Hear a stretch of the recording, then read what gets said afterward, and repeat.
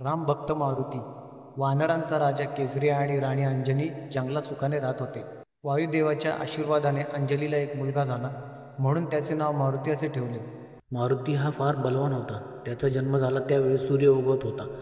सूर्याचे लाल लाल गोलबिंब पाहून मारुती आईला म्हणाला, किती मोठं सुंदर फळ आहे हे, मला हे फळ हवं.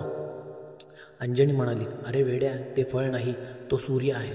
आगीचा प्रचंड गोळा आहे. पण मारुतीची समजूत पटेना. तो म्हणाला, आई बघ तर खरं, मी उंचवडी मारतो आणि ते फळ आणतो. मारुतीने सूर्याकडे झेप घेतली.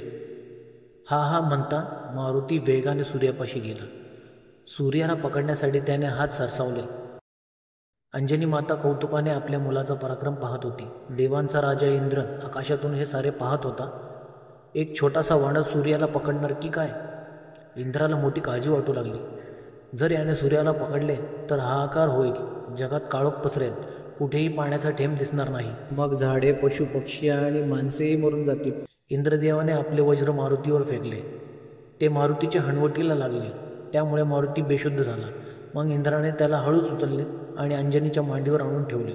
इंद्रदेवाचे वज्र मारुतीच्या हनवटीला लागले, म्हणून मारुतीला हनुमान असे म्हणतात. मारुती हळूहळू मोठा झाला. त्यावेळी सुग्रीव हा वानरांचा राजा होता. मारुती त्याचा सेनापती झाला. येथेच त्याची श्रीरामाशी भेट झाली. तो श्रीरामाचा थोर भक्त बनला. अशा आणखीन व्हिडिओ पाहण्यासाठी आमच्या चॅनलला सबस्क्राईब करा, लाईक करा, कमेंट करा आणि शेअर करा. धन्यवाद.